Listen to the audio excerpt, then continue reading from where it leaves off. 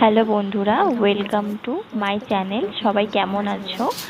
আর সকলের দিনটা আজকের ভালো কাটুক। তো আজকে একটা ব্লগ তোমাদের সাথে শেয়ার করি। তো আজকে আমি কি কি রান্না করছি তোমাদের সাথে শেয়ার করি, চলো। এই যে আলু ভাজা বানাচ্ছি আজকে দুপুরে, আলু ভাজা। আর কড়াইয়ের মধ্যে তেল দিয়ে দিয়েছি পাঁপড় ভাজা করার জন্য। এবার আমি একে একে পাঁপড়গুলো দিয়ে দিই।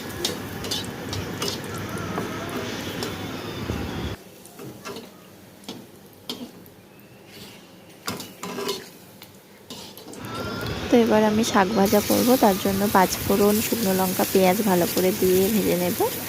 দিয়ে এবার আমি ভালো করে ভাজা হয়ে গেলে এবার আমি শাকগুলোকে দিয়ে দেব।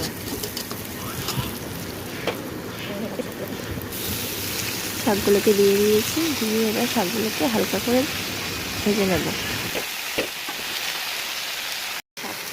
এই যে শাকের মধ্যে এবার হলুদ গুঁড়ো, লবণ সব কিছু দিয়ে ভালো করে এদিক ওদিক নেড়ে নেব।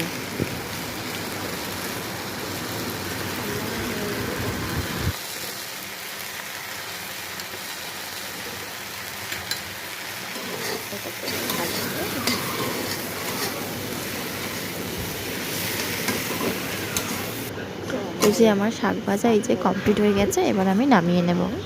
শাক ভাজাটাকে নামিয়ে নেব। এই যে এবার কড়াইয়ের মধ্যে পাঁচফোড়ন, শুকনো লঙ্কা, পেঁয়াজ দিয়ে ভালো করে ভেজে নিচ্ছি। নিয়ে এবার এর মধ্যে আমি সেদ্ধ রাখা ডালটা দিয়ে দেবো। এর মধ্যে একটু হলুদ গুঁড়ো অ্যাড করব, এটা ভালো করে ভেজে নিই। নিয়ে এবার একটু হলুদ গুঁড়ো অ্যাড করব, যেহেতু সেদ্ধ করার সময় কিছু দেওয়া হয়নি। এই যে হলুদ গুঁড়ো আমি অ্যাড করছি। তো আমার রান্না কমপ্লিট। দেখো এই যে ভাত, পাঁপড় ভাজা, আলু ভাজা আর শাক ভাজা আর ডাল। আজকের আমাদের এই মেনু। তোমাদের কেমন লাগলো জানি।